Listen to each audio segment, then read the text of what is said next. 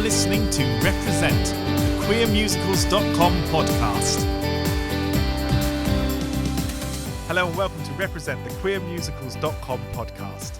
I'm here in New York at Podstream Studios with Elle Morgan Lee, and I'm going to get Elle Morgan to introduce herself, if that's okay. Of course. Thank you for welcoming me back to speak with you. I'm Elle Morgan Lee, pronouns she, her. I'm an actress. I am a bit of a writer sometimes. I do some directing, and I am an educator. Is that something that I should actually say here? I don't know. Yeah, I am. definitely. I worked last semester at Pace University, which was really rewarding. Brilliant. That's great.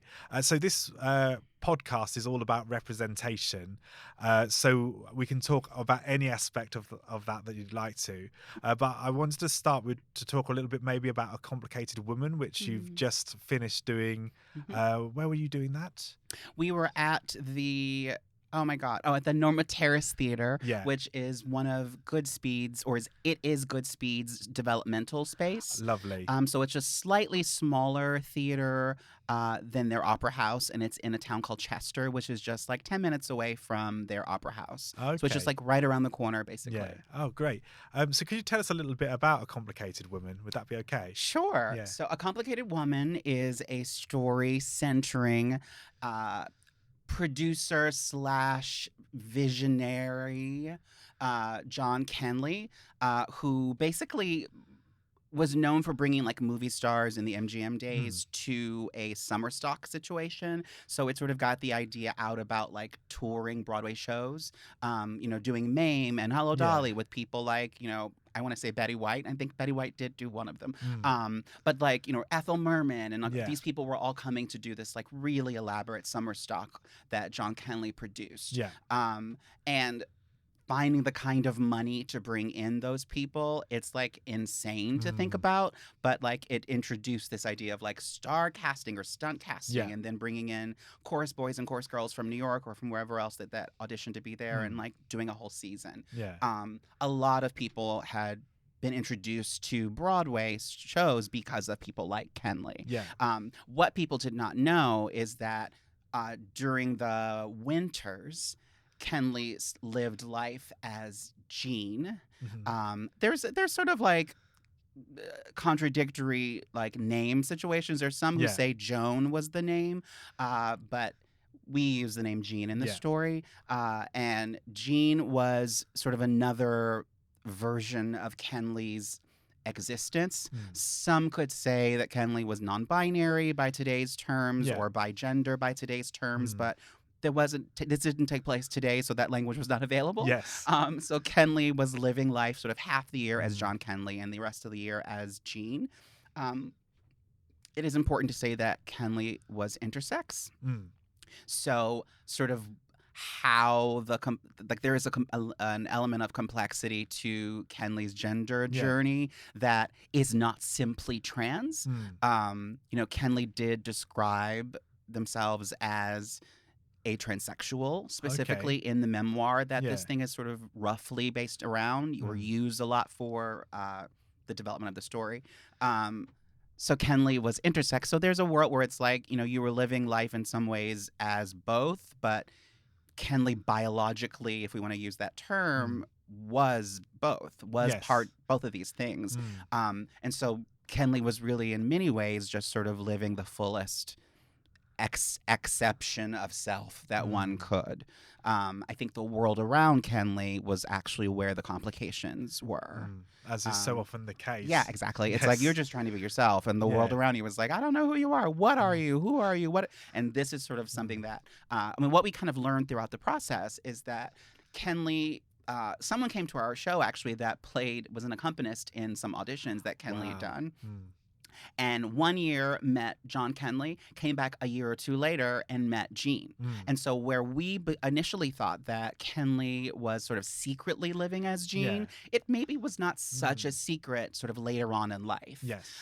Which I think is really fascinating. And I'm curious to see sort of how that's going to, if any of that will play into sort of what the next drafts of the show was.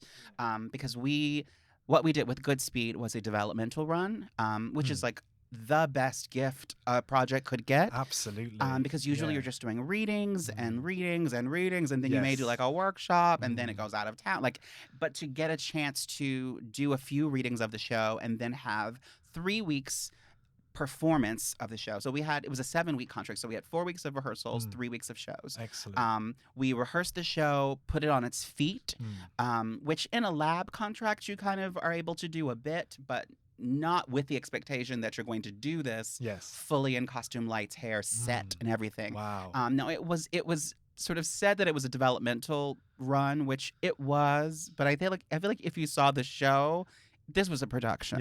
Yeah. It was very fleshed out, and I think like that's the gift that the project got, because Yes. you so rarely, if ever, get to see Mm. the piece fully on its feet, fully fleshed out with hair and makeup and lights and costumes before you've even gotten a chance to like finish the development of the Yes. thing. So I'm really excited to see kind of what the creative team took from those 3 weeks of performances. And I think that lots of new questions came up of the piece, areas where the show could use some more clarity came up. Yeah.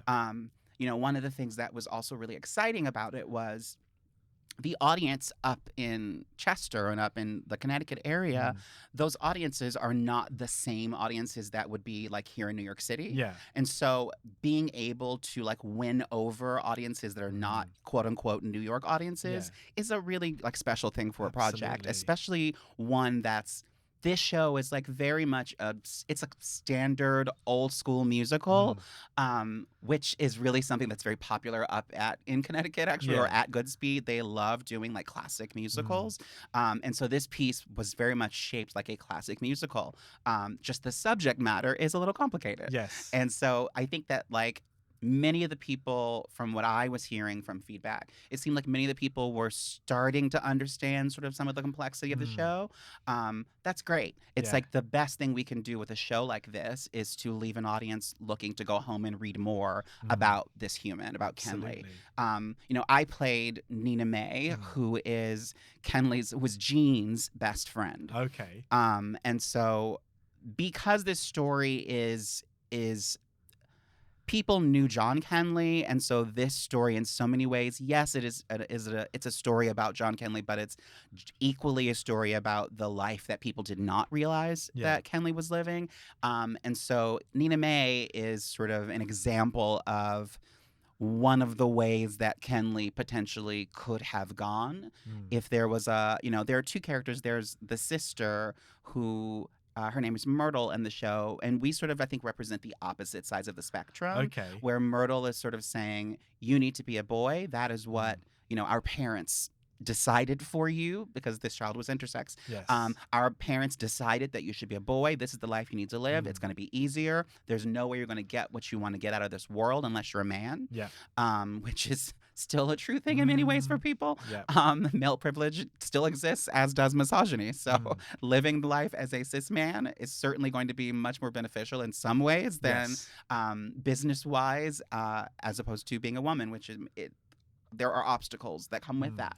And so she's sort of pressing into Kenley, like, be a man. Like, that's how the parents raised you. That's how, that's what's right by God. That's all these things. Yes. And so Nina-Mae is on the opposite side, where she's like, girl, like, you want to be a woman, just be a woman. Like, this is what you can have. You can have a life. You can have a family. You can have children. You can live freely. You can enjoy life for a change instead of brooding all the time. And in some ways, they are both problems. Yes. If you ask me, in my opinion, they are both problems, because they're both asking Kenley to be something outside of what Kenley naturally is. Yes.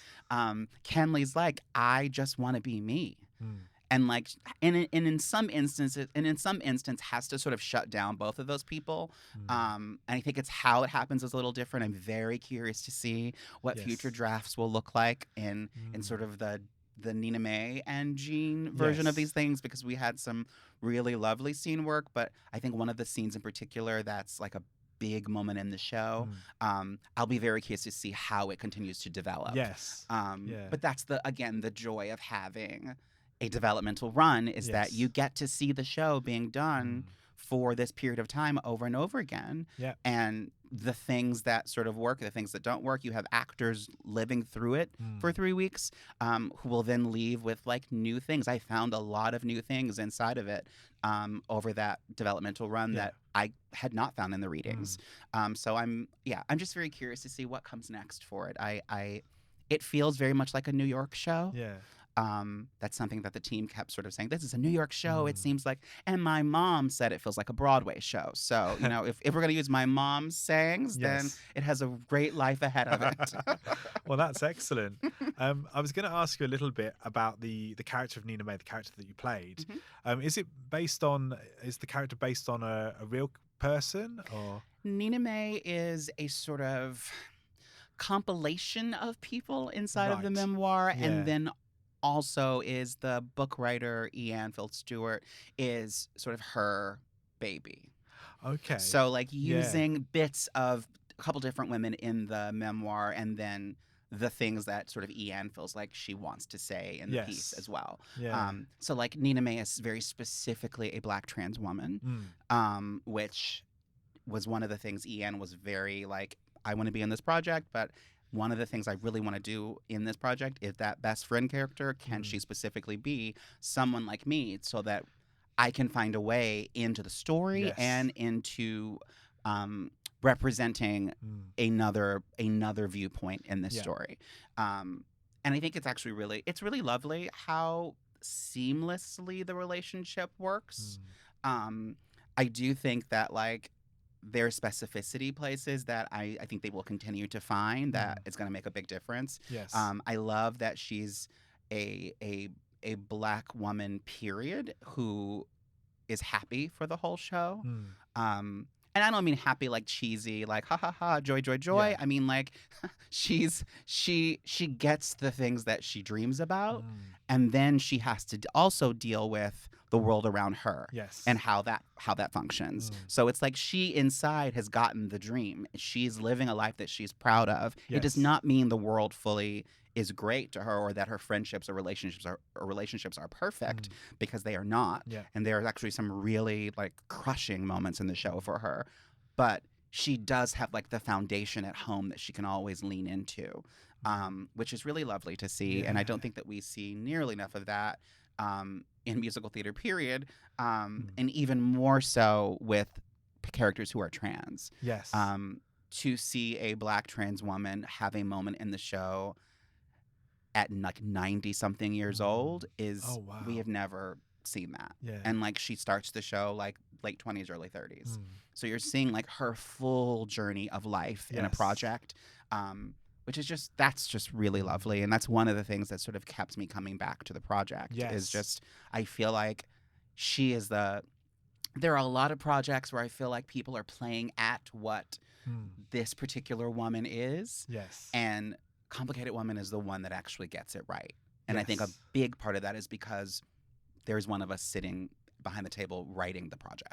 Absolutely. So there's inherently an understanding of who we are, that they're not having to make up things or try to find things or what if. It's like, no, this is what it feels like to be this woman. And so we're not spending all of the show dealing with things like transition or, you know, I'm just so brooding and I just really want to come out. It's like, girl, like, okay, we come out and then there's life. Absolutely. Like, so let's see the life, which we don't actually get to see nearly enough of. It's always sort of the same kind of a story going. And then when someone is realized, it's like there's a stall in how to write her, because people don't really know what it looks like to be able to just live a life. They don't ask us.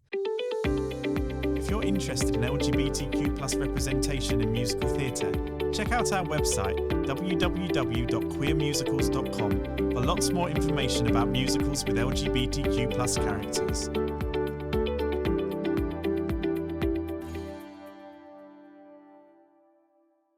I think that's one of the sort of umbrella questions / concerns I have of our business is there seems to be such an interest in new stories, and that interest seems to not extend to having conversations with those communities Absolutely. about their truth and Yeah. how they want to be seen, what does life look like through those communities' lenses of themselves.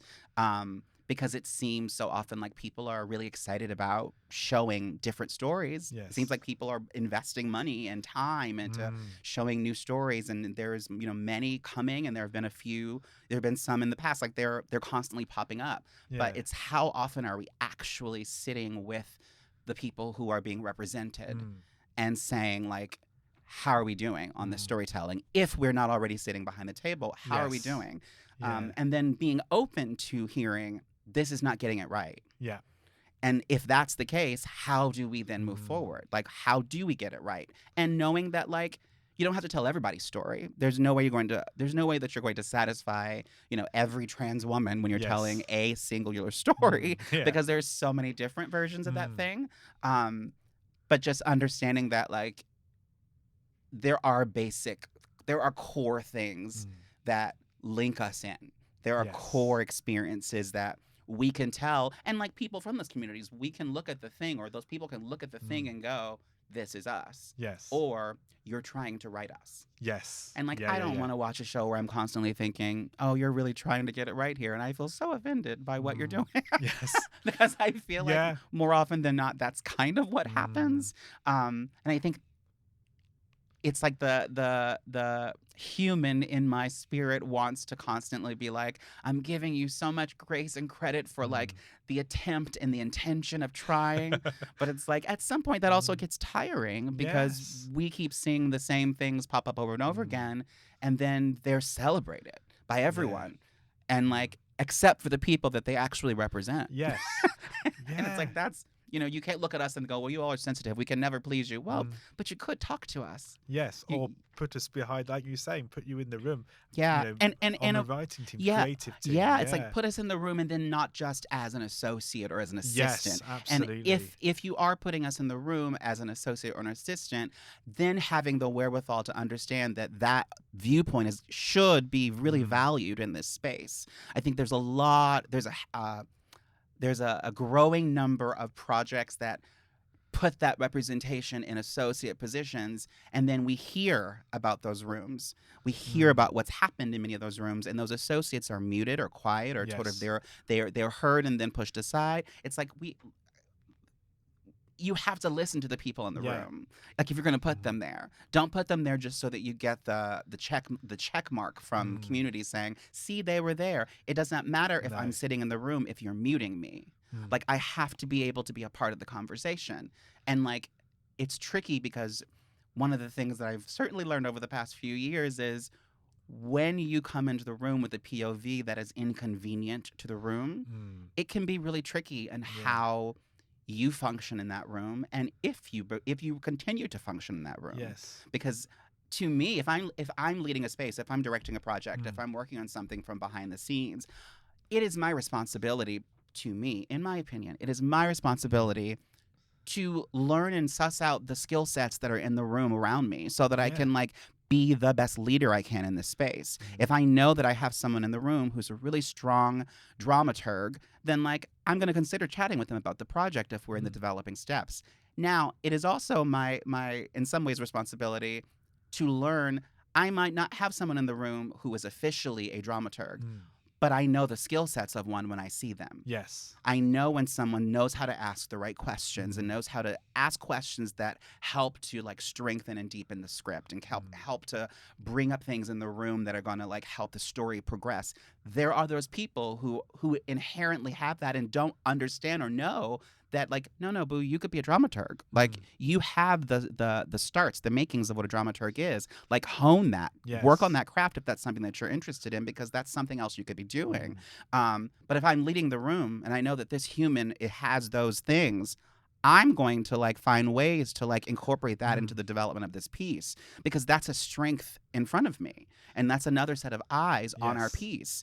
I think there seems to be this like fear of asking questions of the piece that you're working on. And it's like, if I am working on a piece, about people that I am not, then I want all the resources around me that I possibly can Absolutely. get. I want to know as much as I can and like find out so that when this piece is built and people see it and people have questions or thoughts about it, I have support and understanding of what to talk about. I don't want to be sat in a space with someone going, this is really irresponsible and this is wrong. And me going, well, we did it the best we could. This is how we do it. This is what you all don't understand. It takes a lot to make a show. No, we get that. We get that. We also get that the questions were probably inconvenient and didn't tell the story that you wanted to tell because you were looking to tell them from your lens and not the lens of the people who are being represented. Yeah. And there's a difference. There's a Absolutely. difference. I dream and long to see more examples of that, and like more examples of teams who have listened, because I think that it's going to make such a difference in the world around us and in the ways that we see theater. My heart and soul are so invested in this daggone craft. I wish I could divorce it sometimes. I really do. Like, I really wish I could divorce it sometimes because it can be really discouraging sometimes. But I love it too much. And so my heart is just longing for more and more projects that like have talked to us. Yes. And I say us, meaning like more than one person. Yes, like, absolutely. Have really like done the work. Because it's possible. And there's at this point there's like no excuse. There is a lot of access and a lot of people who want to talk. And I think there are some people, like for instance, so with like Complicated Woman, I think one of the things that the element of being intersex is something that is very nuanced and very different in comparison to sort of just a standard trans story, because this is not really a trans story. It's Kenley's story, which has lots of intersections inside of it. Absolutely. Kenley walked the world being perceived as a cis white man. There is an element of privilege that is attached to that. That Kenley as a human knows, I'm going to, in this business, being perceived as a cis white man is going to help me when I want to be a producer of things. If I'm being perceived as a cis white woman, I am being looked at, sure, but like it is not the same thing. There are countless women producers in this business who are like really breaking their backs to try to get anything done because they are in the boys club. And like that's not, and it's not to like insult the boys club. It's just calling a reality. Absolutely. If this room is the boys' locker room, then when a woman walks in, she's getting looked at kind of funny and she's dealing with things that like they're not dealing with.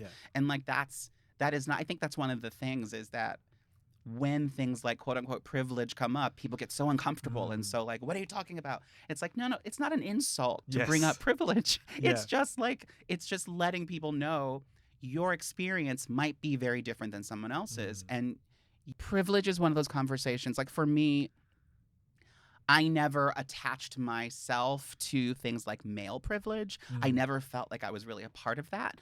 Pre-transition, I never felt like that was a truth for me. And then I transitioned. And I realized what it feels like to have that privilege not be there. And suddenly I was like, oh, no. You had male privilege. Like, you absolutely had male privilege because you don't today.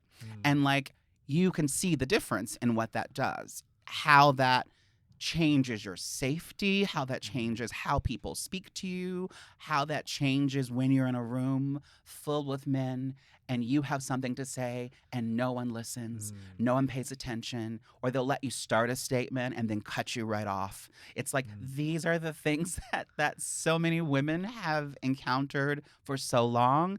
And what I realized is that even myself, pre-transition, I wasn't even really listening to them. Like, I had friends saying things to me all the time that I was like, it's not that, it's not that, it's not that. And now I sit going, no, it is. And I went on a bit of an apology tour. And so there was a point in my transition where I started like reaching out to friends and being like, I'm sorry. I'm really sorry for like not listening to you because I'm now experiencing the very things that you were talking about and it's not okay. And it made me realize like privilege is blind. You don't realize that you have it because it's just there or it isn't. And in particular, when it's attached to gender, it's either you have it or you don't. And when you are gendered or assumed to be male in any way, you probably have it if you're walking around the street. If the people in the street don't see you that way, then you probably don't have it. And like, it's an interesting part of transition for me that was like kind of eye-opening, because it changed everything, and it made me look at privilege in a larger umbrella, because this applies to race, to class, to like every other kind of gender privilege you can think of. It's applicable. And so when people are talking about people having male privilege or white privilege or cis privilege, like, these are real things. Those people don't understand that they have them because they've always had them. But it's not an attack or an insult to let you know that it's a factor in your life. It's just reminding you that, like, my life is different. What I've experienced is different. If you want to follow us on social media, you can use queer.musicals on Instagram or Facebook, or you can follow me at Dr. James Lovelock on Instagram.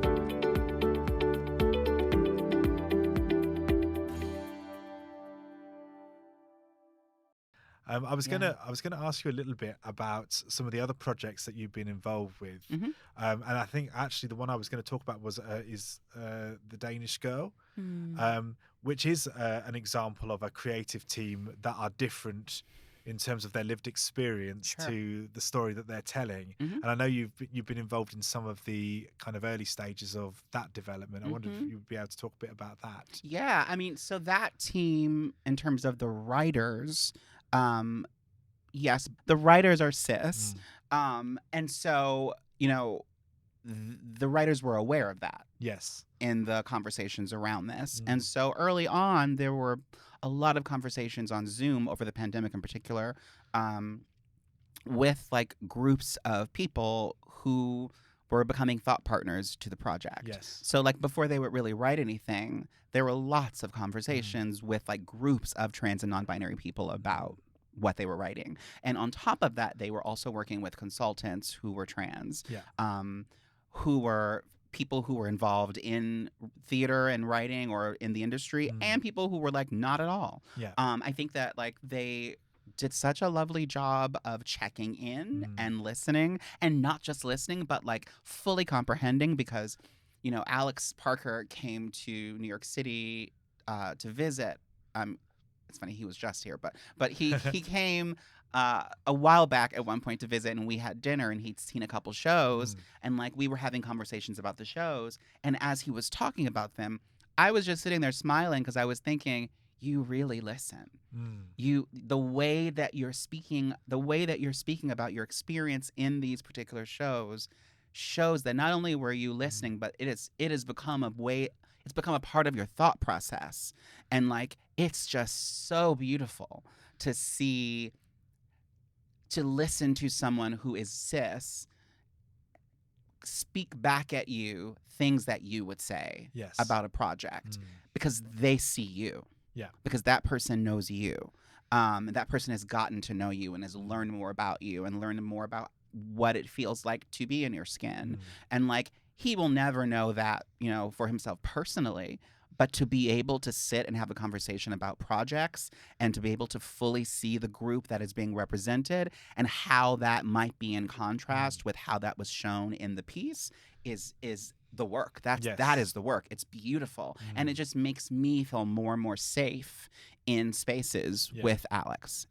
And that's so important, isn't it? Because the other thing I was thinking is, when we're telling stories, even if we have the lived experience of the protagonist of that story, we are never going to have the lived experience of every character in that story. Right. And so there is always a sense that there needs to be this sort of research. I mean, to me, it feels like it would be the sort of research that you would have to do for a story anyway if you were going to know the characters.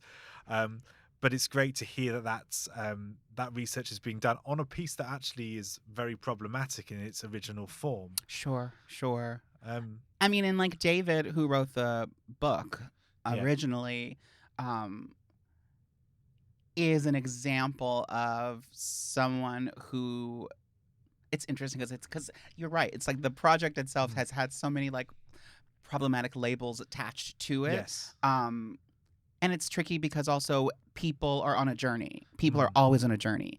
I find it is most helpful for me to meet people where they are at, Yes. um, and take a beat. Because look, I'm asking the world to see me. Mm. I'm asking the world to hear me. I would do myself a disservice to not offer that same thing to the people in front of me. Yeah. So like if I'm meeting people, I want to see you. I want to hear you. I want Yeah. to know where you are in understanding life, Mm. period. Because not only am I going to be able to help share with you my experience, but I'm going to learn from yours. Mm. And so I think something that's really beautiful about Danish Girl, and in particular David, who was the author of the book, Mm.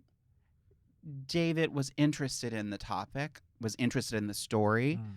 and put a piece out there Yeah. about it. Since then, David has learned so much more about people like Lily, and is so invested in seeing her memory be respected and Yeah. uplifted, and knowing that she is singular but also a part of a much larger community that has continued to evolve. And David gets that, and gets that like there were things that were kind of problematic. Yeah. And also, because David was the one writing the book, there is misogyny Yes. like throughout. um, Mm. but quite frankly, if we're being real, even in Lily's like, because Lily has a version of a manuscript as well that's called Man into Woman. Yeah. And like Lily has a lot of things that are could be considered misogyny in there too. And like I think that like we are crazy if we try to act like, you know, misogyny is not a part of being socialized, period. Because it is. It creeps its way into everything. That's just how our man's world has like functioned for so long. It is just a normal part of things. So like we have to like learn what that is so that we can unpack it and like discover things. And so for someone who is transitioning, or someone who is now walking the world as a woman and likely receiving a lot of this misogyny, it feels very different than it had for you maybe beforehand. But it's inside of all of us. Yes. It's inside of like, you know, people who were assigned female at birth and who have lived, you know, a cis life. Misogyny is also, I don't want to say inside of them, but misogyny is also something that they've had to grow to expect and almost understand from the beginning. So it is, in a sense, also inside of them. Yeah. It's something that has to always be unpacked. And like Danish Girl is full of it. I am so determined to try my best to meet people where they are. Yes. And in a lot of these stories, Danish Girl is one of them. The way that we tell the story is important. Yes. One of the things that I sort of noticed about the film and the book is that the Danish Girl made me go, is that Lily or is it Gerda? Because this story is not really feeling like it's being told through Lily's lens. It feels like it's being told through Gerda's lens. So if we need to tell this story through Lily's lens, this might look a little different, you know, like, and that's a conversation, for instance, that I'm having with the writers of this Danish Girl, the musical, is that what we've grown to see over and over again in stories about us, is how we look through the lens of cis people. And I long to see what it looks like to see us through our lens. You know, if we're looking at a story that's centering a cis woman, if we're looking at, you know, a story that's centering a cis woman, typically you understand the story through her eyes. We often, even in that case, misogyny comes always up. We tend to, even in that case, see her through some man's eyes and not through her own. You know, Gypsy is a good example of this, where I don't know that we actually see the story through Rose's lens. But I know a director or two that would like really love to see that. And like, how does that bring nuance to the way the thing is being done? You know, and I think Danish Girl is a really great opportunity to like see the difference in, and it's small. It's like, it's the difference in, we're used to seeing Gerda, for instance, be like, I don't know what to do with my partner. You know, my partner's transitioning in front of me, and I don't know what this means. Will we be together? I just want things to be normal. And like audiences who are mostly cis will go, yes, we get it. You know, that person is really inconvenient to your journey. Yeah. The difference is seeing the one in the center go, I can't fit myself into the box that would be easy. I can't be convenient anymore. How does it feel to be inconvenient to the people in your life? I have no idea how I'm supposed to do this. Do I make myself smaller so that I can blend in? Or do I live my own truth? That is a very different story. Yes. And that is also such a beautiful song. Yeah, oh, absolutely. Yeah, it's like that is actually centering the human who's saying, I'm different to you, but this is all I know. Like, and that has a resonance that we just haven't really gotten to see. Yes. And I think it would bring, with the Danish Girl, I think it would really bring a new self-love forward, self-development forward version of what this story could be. Absolutely. And I think that the thing that's so lovely about it is David, the author, is just committed to wanting Lily's story to be respected and how that looks today. Yeah. And I think finding that would be beautiful to David, and like is what David wants and is what Alex wants. It's what the team wants. Absolutely. So it's something that we will continue to discuss. Yeah. And there's Danish Girl is still on the table. It is still being talked about. I think there's some little shifts and things that are going through the development. You know, where that might happen has maybe changed a little bit. There is a world where people might see it here first, which makes sense in some ways because, like, I'm here. Yes. like it makes sense that way. But we don't know. Who knows? You know, who knows what will come for it. Yeah. Fingers crossed about it.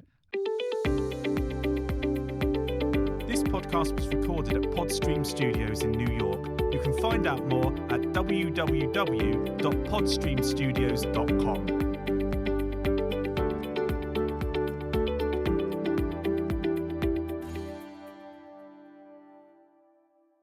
As you're talking about that, I was thinking about the importance of making theatre spaces, creative spaces, accessible specifically for Black trans women, but for trans women, for Black people, you know, any group that has historically been minoritized by the theatre and the theatre industry. And I was thinking, what sort of things can be done to make the space more accessible? Sure. I think one of the things that would help us, language is really important. And so I think rather than thinking of groups as being marginalized or minority or some sort of quote unquote other, it helps if we think of them as being under-researched.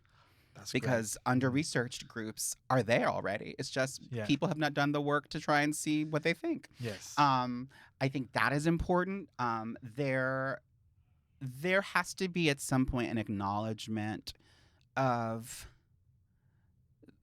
the reality of the spaces. So look, we all, you know, we can talk about this to the end of the day that like when a casting breakdown comes out and everyone's like, we're going to make this a diverse cast. It's like, if we would stop making the priority, making quote unquote diverse casting and actually like sit with the choices that we're going to make, we would understand, number one, that no race being attached to the thing typically still does mean white. Yeah.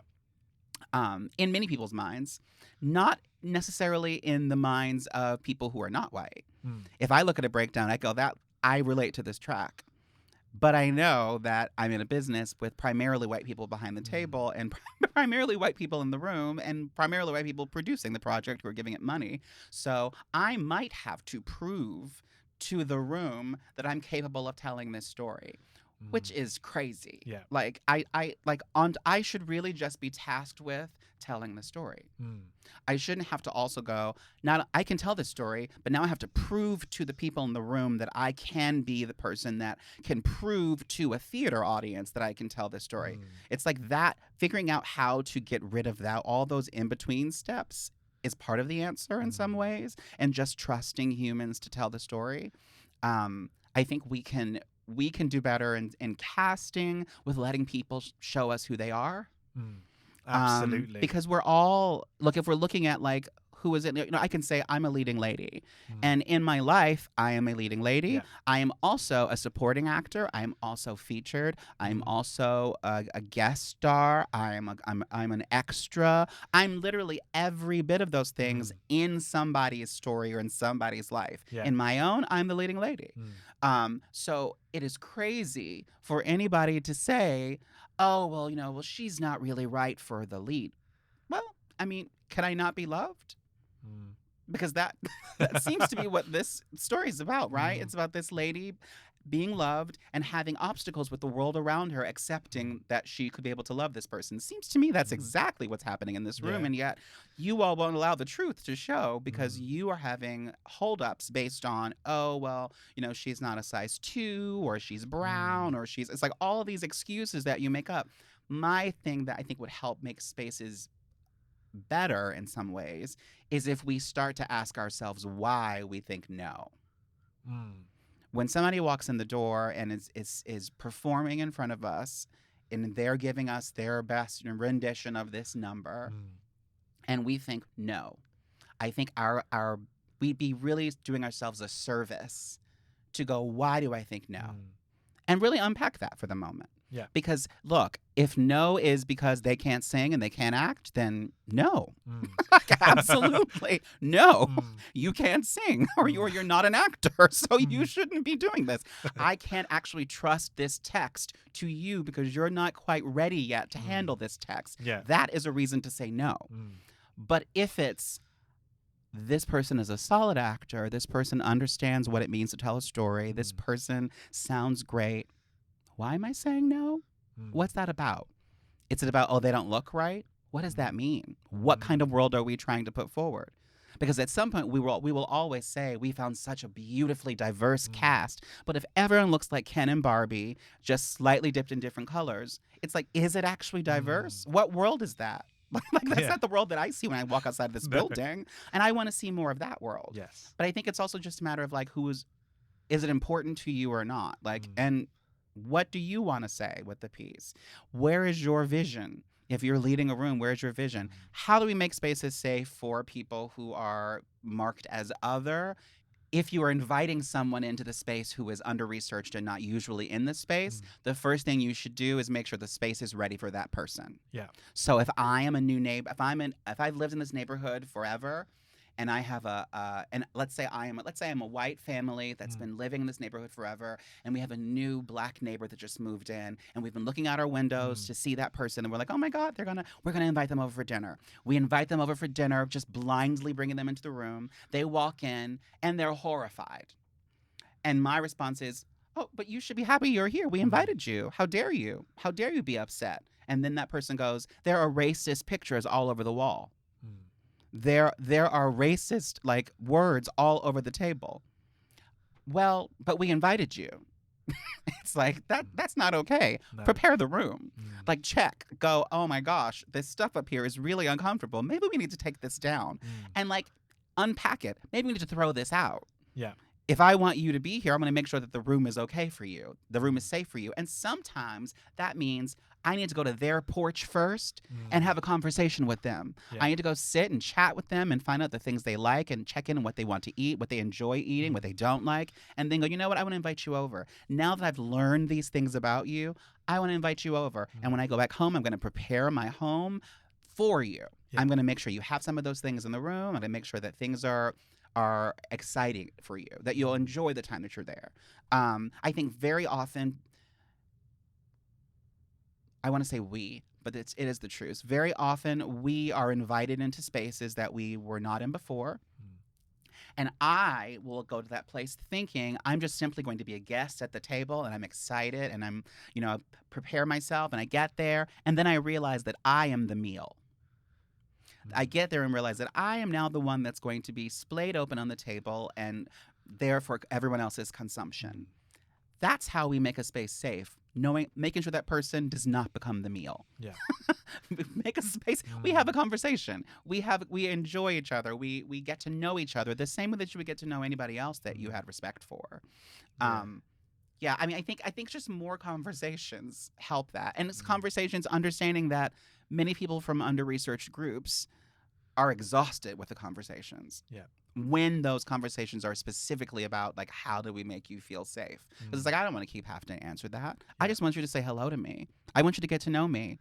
I want you to get to know that I'm chatty when I'm comfortable, and that like I might talk about anything. And those are the things that make getting to know anybody exciting. That's your friend who is not from under-researched groups, that are just anyone, period. It's like treating us all like equals. Yes. Because you would hate if I did that to you.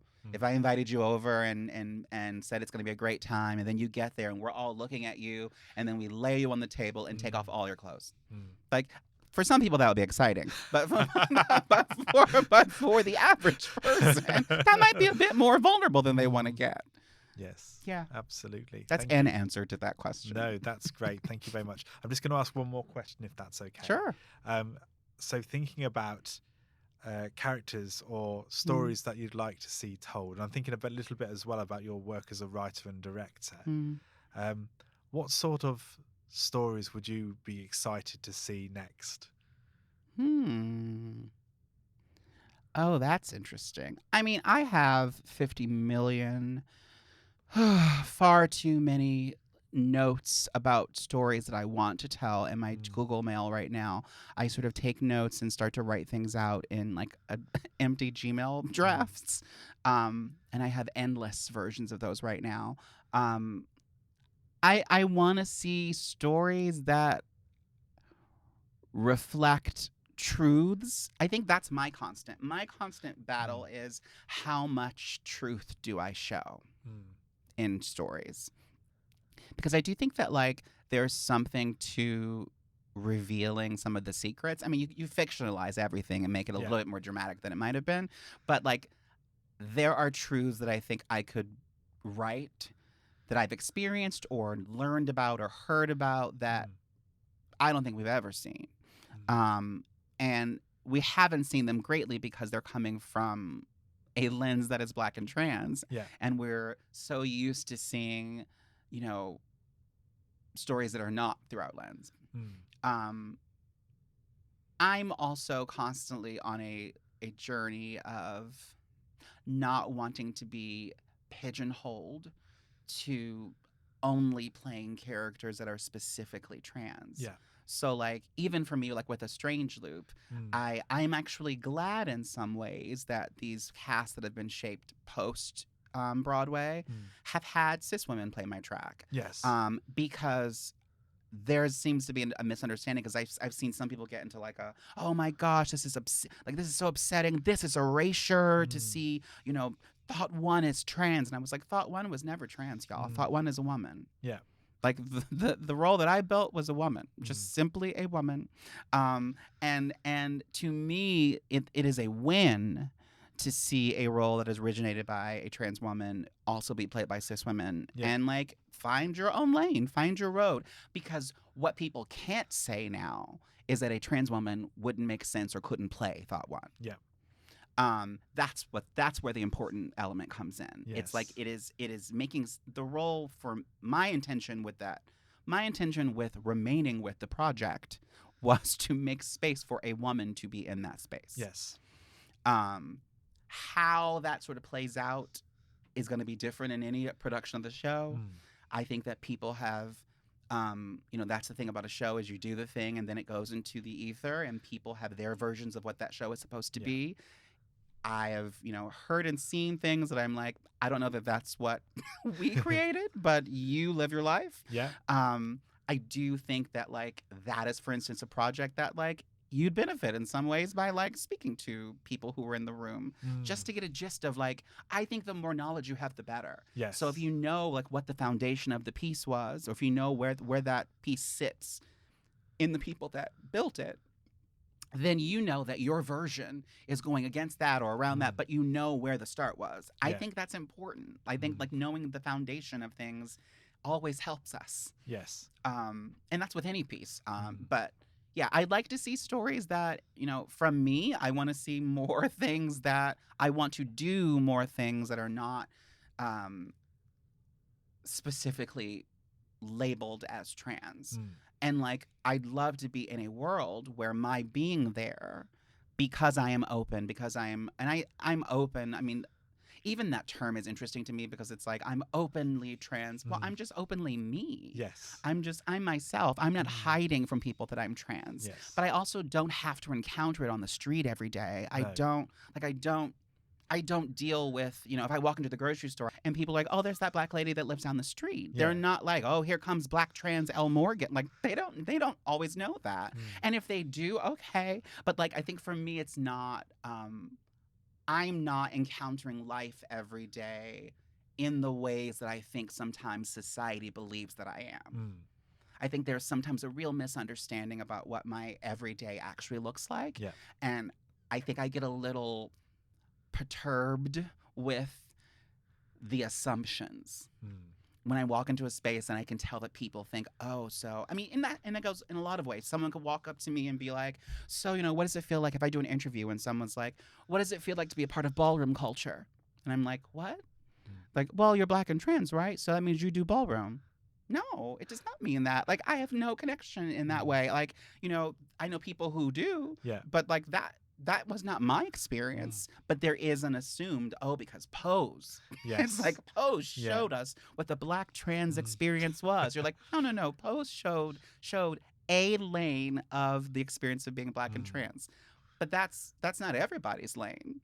And and that's an area, I'd love to see, that franchise started up a conversation. In the same way that shows like A Strange Loop started up a conversation. I think these pieces all have elements to them that people could ask questions about afterwards, and that people could say, oh, well, this is problematic, this is polarizing. They could say those things all over the place. Absolutely. And they have every right and every grounds to say them, but those are bringing up conversations that we hadn't really had so much of in the public. So let's have those conversations so that we can get to the next level or the next stage. So, because we can only get better, hopefully. Hopefully. Yes. Hopefully. Elle Morgan, thank you so much. It's always a pleasure to talk to you. Thank you. And thank you everyone for listening, and I'll see you next time. Bye.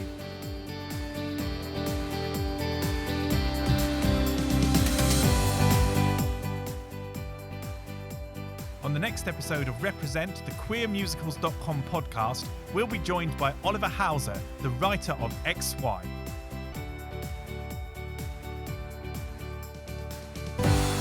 This episode will be published on Monday, the 12th of August. See you there.